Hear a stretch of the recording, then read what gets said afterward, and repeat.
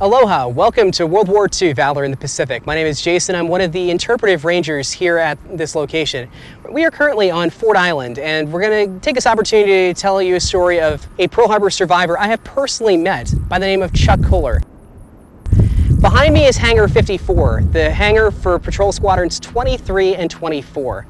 It is at that location that Chuck Kohler was on December 7th, 1941.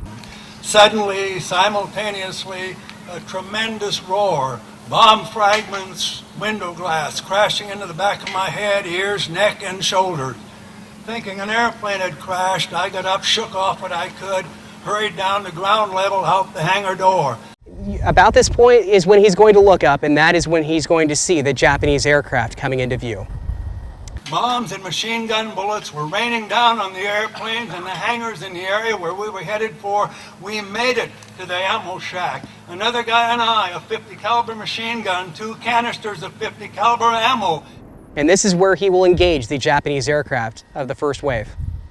I squeezed the trigger. I don't think I got off more than about 6 or 8 rounds, but I saw two of those tracers disappear into that fuselage, and when they did, that airplane did an abrupt roll to its right and was gone from my field of fire. Behind me is one of the seaplane ramps that was here on December 7th. We are not too far from where Hangar 6 was, which is where the first bomb landed at 7:55. Now, what's important to me, as well as Chuck Kohler, is the memory of those who actually gave the last full measure of devotion. And their message, their plea will be the same. Remember us.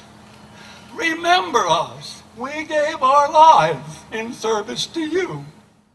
Chuck Kohler is just one of many stories I've had the opportunity of listening to. As time goes along, hopefully we'll get a chance to share just a few more of those with you.